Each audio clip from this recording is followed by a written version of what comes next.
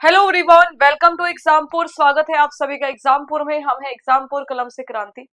कैसे हैं आप सभी? उम्मीद करती हूँ अच्छे होंगे। जैसा कि आप सभी जानते हैं, हरियाणा सीईटी की परीक्षा दी लाखों विद्यार्थियों ने, और उसके बाद जो परीक्षा होती है उसमें कुछ समस्याएं आती हैं। जैसे एग्जाम होता है 4 शिफ्ट में, और 4 शिफ्ट में से 2 शिफ्ट ऐसी आती है जिसमें बहुत लंबा पेपर आता है, लेंदी पेपर आता है एज कंपेयर टू बाकी की 2 शिफ्ट। यानी कि बराबरी का पेपर नहीं आया। अगर क्वेश्चन बराबर के होते, यानी कि चारों शिफ्ट में या तो लेंथी क्वेश्चन होते या फिर सिंपल इजी वाला पेपर आता, तो हम ये कहते हैं कि हाँ ठीक है, बराबरी का पेपर हुआ, जिसने अपना बेस्ट दिया उसका सिलेक्शन होगा, और जिसने नहीं दे पाया, जो नहीं कर पाया, वो नहीं होगा। लेकिन यहाँ पे क्या हुआ कि 2 शिफ्ट के पेपर ऐसे आए हैं जिनको करने में बहुत समय जा रहा है। मतलब टाइम कंज्यूमिंग पेपर आपके आए। अब टाइम कंज्यूमिंग से काफी सारी चीजें आपकी इससे रिलेट करती है। जैसे बच्चे के ऊपर एक मेंटल प्रेशर बन गया। मैथ के क्वेश्चन में टाइम लगा कैलकुलेशन, जीके वाले क्वेश्चन की रीडिंग में टाइम लगा, कथन वाले क्वेश्चन में कंक्लूजन क्या आएगा, यानी कि किस प्रकार से आंसर दे, उसमें टाइम लगा। अब बहुत सारे बच्चे कहते हैं कि नीट का भी पेपर ऐसा आता है, उसमें तो असर्शन और रीजन वाले क्वेश्चन आते हैं, तो वो नीट है, ये हरियाणा सीईटी है। There is a big difference. ठीक है, ये एक क्वालिफाइंग नेचर की परीक्षा है। ठीक है, जिसमें 12वीं पास सभी विद्यार्थी अपियर हुए और उन्होंने परीक्षा दी। 4 शिफ्ट में पेपर हुआ, इसके आधार पर भविष्य लिखा जाएगा। तो इसको आप उससे कंपेयर ना करें तो अच्छी बात है। ठीक है, वो आपका अलग फील्ड है, ये अलग फील्ड है, उसमें भी सुधार हो सकते हैं काफी सारे, तो उससे कोई तुलना नहीं होनी चाहिए। बहुत सारे बच्चे कह रहे हैं नॉर्मलाइजेशन की क्या समस्या है। नॉर्मलाइजेशन तो एसएससी में भी होता है, वो तो आपका रेलवे भी करती है। 30-30 नंबर का झोल पड़ जाता है। इवन मैं बताती हूँ डी ट्रिपल एसवी में भी नॉर्मलाइजेशन होता है, और रो स्कोर नहीं बताया जाता कितना रो स्कोर बना, सीधा नॉर्मलाइजेशन करके नंबर दे दिए। तो बहुत सारी ऐसी अभी भी ऐसे आयोग है या एजेंसीज है जहां पे ऐसी समस्या है। और उसी के साथ में ऐसे भी आयोग है जिन्होंने, मैं कहूंगी कि एक परीक्षा जो 2 साल पहले संपन्न हो जाती, ठीक है, लगभग वो परीक्षा अब संपन्न हुई। यूपी की बात करूं, आरओ एआरओ का एग्जाम, बच्चों ने प्रोटेस्ट किया कि सिंगल शिफ्ट में एग्जाम हो। हम इस नॉर्मलाइजेशन की प्रक्रिया से बिल्कुल सहमत नहीं है। और ये जो नॉर्मलाइजेशन की प्रक्रिया है, ये पूरी तरह से मतलब ऐसी है कि जिसमें कुछ पता ही नहीं रहता, ठीक है, किसके नंबर बढ़े किसके घटे किस बेस पे। इससे अच्छा है कि आप एक दिन एक शिफ्ट में एग्जाम करवाए। तो यहाँ पर जो मेन पॉइंट है ना, मुझे लगता है पूरा हरियाणा इस चीज का शोर मचा रहा है। हाय राम, हाहाकार मच गया, हाहाकार मचा हुआ है कि 2 शिफ्ट हार्ड आई, 2 इजी आई। ठीक है, नॉर्मलाइजेशन ना किया जाए, किया जाए तो ऐसे किया जाए, ऐसे जुगाड़। देखो, इसका जो होगा वो तो होगा ही, इसमें जो डिसीजन आयोग लेगा वो लेगा ही। ठीक है, क्योंकि इसमें भी यूनिटी नहीं है। बच्चे कहते हैं मैम आपने वीडियो नहीं बनाई। देखो, आप मुझसे सिलेबस के बारे में वीडियो बनवाओ, मैं आपको 10 वीडियो बना के दूंगी, आप मुझसे पढ़ाई की वीडियो बनवाओ। ऐसी चीजों में पता क्या दिक्कत है? वीडियो बनाने में दिक्कत नहीं, हमने बना दी, क्या उसका कोई फ्रूटफुल चीज है वो? आप मुझे बताइए। क्योंकि इसमें यूनिटी है ही नहीं। आपको लगता है ऐसा यूनिटी है? अरे हम यूट्यूब पे पढ़ाने वाले 50 चलो टॉप टीचर निकाल ले हरियाणा के, अगर वो खड़े होके बोल भी देंगे अपनी तरफ से, तुम्हें क्या लगता है कि मेरे बोलने से मैं कहूंगी कि चलो शिफ्ट 1 वालो, शिफ्ट 2 वालो, शिफ्ट 3 वालो, शिफ्ट 4 वालो? हमारी एक ही मांग है कि 1 डे 1 शिफ्ट में एग्जाम होना चाहिए। और चलो सभी पंचकुला, आगे जितनी भर्तियां होंगी 1 डे 1 शिफ्ट एग्जाम के तहत हो। ठीक है, हमें ऐसे भर्तियां नहीं चाहिए जैसे अभी हुई। हमें भेदभावपूर्ण ऐसे पेपर नहीं चाहिए, चाहे वो भेदभाव जानबूझ के किया गया हो या फिर सफलिंग से पेपर सिलेक्ट किए गए हो कि रैंडम 4 पेपर उठा लिए ये करवाएंगे। लेकिन हुआ तो है ना, पेपर बनाने वाले को भी ध्यान रखना चाहिए। चलो आप रैंडम बनवाइए, आप 100 सेट बनवाइए, इसमें कोई दिक्कत नहीं है, लेकिन 100 में से 4 तो ऐसे तो रखिए ना कि 4 फिर उस हिसाब से बनवाइए। आई ना बात समझ में? तो यहाँ पे जो मेन कंसर्न है 1 डे 1 शिफ्ट, इसकी तो दूर की बात है, ये तो कोई बोल ही नहीं रहा है कि एक दिन एक शिफ्ट में पेपर होना चाहिए। बच्चे कह रहे हैं कि मैम हम एक हैं, आप हमें न्याय दिलाइए। किसे न्याय दिलाए? 2 शिफ्ट वाले बच्चे बोलते हैं हमारे साथ गलत हुआ, 2 शिफ्ट वाले बोलते हैं तो हमारी गलती क्या है? इनके साथ तो गलत हो गया। 2 शिफ्ट कह रही हमारी क्या गलती है, ये कह रहे नॉर्मलाइजेशन कराओ, नंबर बढ़वाओ, ये कह रहे हमारे क्यों कटवाओ। तो जहां पे आप बट गए हो आपस में, ठीक है, जहां पे आपका बंटवारा हो चुका है आपस में, दुनिया की कोई भी शक्ति अगर आपको जीत लेने दे तो मुझे बता देना, जब तक आप सब एकजुट होके एक बात ना बोलो, यूपी पुलिस कांस्टेबल का पेपर लीक हुआ था, सबसे बड़ा एग्जाम्पल। पेपर लीक हुआ, कुछ बच्चों के पास पेपर एक दिन पहले ही आ गया। ऑब्वियस सी बात है, बच्चे ने पढ़ा होगा, लेकिन बाहर खबर नहीं गई, ठीक है, कि पेपर लीक हुआ है। पेपर लीक की खबर आई जब पेपर हो चुका था उसके बाद। तो अगर बच्चे चाहते, जिनका पेपर अच्छा हो गया, वो तो बोल देते इसमें हमारी क्या गलती है, नहीं हुआ पेपर लीक, हमारे पास तो नहीं आया। बच्चों ने आगे आके बताया कि हाँ ऐसा हुआ है, ये गलत है, ठीक है, ऐसा नहीं होना चाहिए। इवन वो बच्चे जो उसमें टॉपर्स थे, सोचो, जिनका पेपर लीक हुआ ही नहीं जिस शिफ्ट का, जो टॉपर बच्चे थे, वो बच्चे भी प्रोटेस्ट में आगे गए थे। वहां पे 50 टीचर जरूर थे, लेकिन 50 टीचरों के पीछे 50,000 की भीड़ खड़ी थी। 50,000 वो युवा थे जिनके साथ अन्याय हुआ।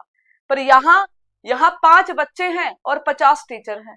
वो 5 बच्चे भी 2-3 गाली देने वाले हैं, 2-3 सुनाने वाले हैं। तो जब तक आप खुद, एक बार आप अपने आप से सोचिए, क्या आपने कभी अपने बारे में सोचा आप क्यों इतना अत्याचार सह रहे हो भाई? आप एक बार बोलो कि हरियाणा के सारे टीचर इस पे वीडियो बनाओ, हमें ये चीज चाहिए, हम इसके लिए तैयार हैं। आगे ग्रुप डी की भर्ती होगी, 1 डे 1 शिफ्ट में होनी चाहिए। सीटी मेंस होगा, 1 डे 1 शिफ्ट में होना चाहिए। नहीं तो इसमें चलो ठीक है, तुमने कुछ जुगाड़ निकाल लिया कि चलो सबके साथ बराबर हो जाए, आगे की क्या गारंटी है आपकी? चलो यहाँ तुम्हारा कुछ हो भी जाएगा, कोई सॉल्यूशन निकाल लिया, आगे सीईटी मेंस में फिर से वही चीज होगी। और ये तो हरियाणा का इतिहास है। क्लर्क वाला एग्जाम उठा लो, ग्रुप डी 2016 या 18 में हुआ होगा, 16 में हुआ, वो उठा लो, पता कितना टफ पेपर आया था। हम भी सोल्व नहीं कर पाए तो उस पेपर को बच्चा कहां से कर पाएगा? कंप्यूटर के ऐसे क्वेश्चन की आप सोचो, अच्छा टीचर हक्का बक्का रह जाए कि पेपर कहां से दिया। साइंस ऐसी कि जो टेक्निकल पोस्ट में साइंस आती है ना, वो भी ना कर पाए। तो ऐसे पेपर आप क्यों बना रहे हो? और अगर आपने बना भी दिया है तो फिर आप क्यों नहीं सोचते ऐसा करने से पहले? तो इसका क्या सॉल्यूशन है? इसका एक ही सॉल्यूशन है, इतनी जनसंख्या भी नहीं है भाई कि पता नहीं 50-60 लाख बच्चों का पेपर कराना है, मिसमैनेजमेंट हो जाएगा। 13 लाख बच्चों का पेपर कराना, इससे ज्यादा तो वोटिंग वाले लोग मिल जाते हैं, वोट डलते हैं। क्या वोट नहीं होता एक दिन में? होते हैं ना, चुनाव नहीं होते, परिणाम नहीं आते समय से, सारी चीजें होती है। तो पेपर क्यों नहीं हो सकता? पर नहीं, हम तो सिर्फ ये बोलेंगे हमारे साथ न्याय करो। अरे यहाँ न्याय, आप लंबा क्यों नहीं सोचते हो कि आगे ये चीज हो ही ना मैम, इस चीज पे रोक ही लगा दो, ये बंद ही हो जाए, ऐसा सिस्टम ही ना रहे। तो इसके लिए बोलना चाहिए कि नहीं बोलना चाहिए? इसलिए मैं नहीं बोलती हूँ, इसलिए मैं चुप रहती हूँ ज्यादा से ज्यादा, क्योंकि आप लोग बकवास ज्यादा करते हो। इसका सॉल्यूशन जो होगा, इसका सॉल्यूशन करिए। इसका सॉल्यूशन यही है, नॉर्मलाइजेशन आप कर रहे हैं, कैसे कर रहे हैं, एक तो आप उसको स्पष्ट करिए। दूसरा कि बच्चों का रो स्कोर आप तुरंत दिखाइएगा कि ये आपका रो स्कोर है, ये नॉर्मलाइज स्कोर है, ठीक है। तीसरी बात ये कि आप हर शिफ्ट में से बच्चे लीजिए, कि अगर 100 वैकेंसी आती है, 25-25 बच्चे, ठीक है, आप हर शिफ्ट में से उठाइए। आप ओवरऑल मत उठाइएगा, ओवरऑल टॉपर मत देखिए, आप हर शिफ्ट में से बच्चों को बुलाइए, जिससे कि हर शिफ्ट के बच्चे को मौका मिल जाए। अगर मान लो मॉर्निंग शिफ्ट वालों में टॉपर के नंबर 70 है और इवनिंग वाले में 80 है, ठीक है, तो हर शिफ्ट में से बच्चा उसमें अगर जाएगा तो सबका नाम आ जाएगा, ठीक है। तो ये थे मेरे विचार, जो आप लोग पूछ रहे थे कि मैम आप क्यों नहीं बता रहे, आप भी कुछ बताओ, आप भी कुछ बोलो। ये मेरे विचार है। अब आप इस वीडियो को जितना फैला सकते हो फैला दो, अगर आपके बस की है। दूसरी बीमारी सबसे बड़ी हरियाणा में, जहां देखो, जिस क्लास में देखो, पढ़ा रही हूँ, ग्रुप डी की तैयारी शुरू कर दी मैंने कि भाई चलो ठीक है, जो हुआ वो हुआ, ठीक है, उसके बारे में करते रहेंगे, साथ साथ पढ़ाई भी तो साथ साथ जारी रखो। पढ़ेंगे नहीं हम, जिस क्लास में चले जाऊं, पढ़ाने लग जाऊं, टेलीग्राम व्हाट्सएप एक ही कमेंट है, मेरे इतने नंबर है, क्या मुझे तैयारी करनी चाहिए? अरे आप इतने बड़े, इतने समझदार बच्चे हो, चलो ठीक है, बच्चों को टीचर के ऊपर ज्यादा वो रहता है कि मैम बताएंगे, सर बताएंगे, सही बताएंगे, लेकिन बता दिया ना, और कितना बताया जाएगा? रोज ही सेम कमेंट। इसमें एक ही है, रिजल्ट से पहले तैयारी करूं कि ना करूं। पता चला रिजल्ट में मेरा नाम ही नहीं आया, पता चला नॉर्मलाइजेशन में नंबर घट गए, मैं तो बाहर हो गया, मेरी तो 2 महीने की पढ़ाई बेकार। इतना डरते हो तुम लोग पढ़ने से, पता है तुम्हें कि 1 महीना पहले अगर मैंने तैयारी शुरू कर दी और मेंस में नाम नहीं आया तो मेरा टाइम वेस्ट हो जाएगा। सीरियसली, पढ़ाई करने से टाइम वेस्ट हो जाएगा। Are you serious? आप सीरियस है इस चीज को लेके? किस तरह के बच्चे हो तुम? इसलिए मैं कहती हूँ कि तुम लोग फिर कहते हो कि मैम डांटती है, ऐसे बोलती है। जिसका रिजल्ट देखो, 2 ही चीज है इसमें, करो या मरो। अब आपके ऊपर है, आपको हमने बता दिया जितने बच्चों का सीईटी पास हो गया, क्वालिफाइंग मार्क्स से 5 प्लस आपके नंबर बन रहे हैं फिलहाल आंसर की। आप तैयारी शुरू करिए, रिजर्व कैटेगरी के बच्चे अगर क्वालिफाई भी कर रहे हैं, आप तैयारी शुरू करिए, तैयारी शुरू कर दो, क्योंकि मेंस में ज्यादा टाइम नहीं मिलेगा। एक बार अगर रिजल्ट, जब तक रिजल्ट नहीं आता तब तक का टाइम है, रिजल्ट आने के बाद अगर एक बार भर्ती आई, फॉर्म भरवाई, फिर टाइम नहीं मिलने का है। समझ गए आप मेरी बात? और सिलेबस क्या है, समुद्र जैसा भंडार है सीईटी मेंस में। फिर करते रहना कि अब कैसे करें, अब क्रैश कोर्स कराओ, फिर टीचरों को गालियां देना, तूने ना पढ़ाया था, तूने ना पढ़ाया। अब तुम पढ़ोगे नहीं, अब तुम्हें पंचायतें करनी है। भाई ज्यादा से ज्यादा क्या होगा, मान लो कि नहीं आएगा, लेकिन आने के और नहीं आने में कितने चांस है, आप ये भी सोचिए ना, कि अगर आ जाएगा तो जिंदगी संवर जाएगी, पछतावा नहीं रहेगा। और अगर बाई चांस नहीं भी आया तो ग्रुप डी में काम आ जाएगा कुछ पढ़ा हुआ। सब्जेक्ट स्पेशल का थोड़ा थोड़ा पढ़ लो अगर लग रहा है ऐसा। तो ये मेरी तरफ से पूरा संदेश है। तैयारी करनी है, यूट्यूब से प्रैक्टिस क्लास लीजिए, जहां से तैयारी करनी वहां से करो। मैं तो ये भी नहीं कह रही मुझसे ही पढ़ो, जहां तुम्हें अच्छा लगे, फलाने सर अच्छे लग रहे हैं, मैडम अच्छी लग रही है, हरियाणा एग्जाम पूरा अच्छा लग रहा है, जहां अच्छा लगे वहां से तैयारी शुरू करो। मेरी तरफ से तो यही मैसेज है, डोंट वेस्ट योर टाइम। खासकर वो जिनका सीईटी में स्कोर बिल्कुल ही कम है, जो बिल्कुल पास हुए हैं, ठीक है, बिल्कुल 50 के आसपास ही नंबर लेके बैठे हो, तुम्हारे लिए ग्रुप डी का इतना अच्छा मौका आया। पता है, ऐसे मौकों के लिए बच्चे वर्षों इंतजार करते हैं कि अभी तो ग्रुप सी का हुआ है, अब ग्रुप डी का होगा, 1-1.5 साल बाद होगा। ये तो चलो अच्छा काम कर रही है हरियाणा एसएससी, अच्छे काम के लिए सराहना होनी चाहिए। अरे ग्रुप डी का मौका मिला है तुम्हें, पर नहीं, उसमें भी ये है कि करूं कि ना करूं, ये करूं, ऐसा करूं, वैसे पढ़ूं, ऐसा ना पढ़ूं। तो आप फिर क्या करोगे जीवन में? कुछ नहीं। हम तैयार है, मैं कह रही हूँ चलो ठीक है, हम पढ़ाते हैं, हम अपने पढ़ाने के तरीके को बदलेंगे, हम आपको वेबसाइट के डेटा भी कराएंगे, हम आपको कथन वाले क्वेश्चन बना बना के पढ़ाएंगे। पर पढ़ेगा कौन? तुम लोग पढ़ोगे ना, पर तुम्हें पढ़ना ही नहीं है। अब आप लोग सोच लीजिए, मैंने पूरा समझा दिया, किसके नंबर घटेंगे किसके बढ़ेंगे, भड़क लेना बंद करो, ठीक है। जितना आपको लगता है, जो मैंने अपनी तरफ से बताया, सबसे बेस्ट सोल्यूशन यही कि हर शिफ्ट से, अगर मान लो जितने भी वैकेंसी आती है, आप हर शिफ्ट से बच्चे बुलाइए। ऐसा नहीं कि एक ही शिफ्ट, ओवरऑल में क्या होता है, वो टॉपर जाएंगे, है ना, जिनमें इजी शिफ्ट वाले हैं।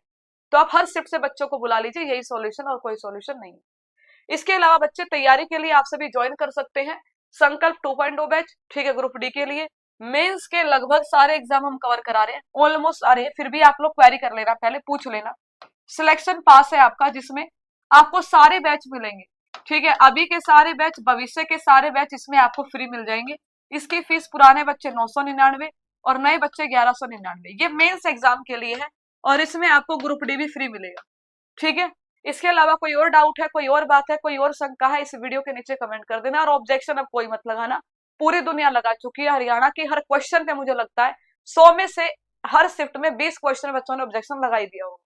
तो don't waste your money, wait and watch कि हरियाणा एसएससी क्या डिसीजन नहीं, ठीक है। पढ़ाई पे फोकस करो, डिस्ट्रैक्ट मत हो, बी पॉजिटिव, बी हैप्पी। जीवन में क्या करना है वो सोच लीजिए और फिर अपनी तैयारी शुरू करिए।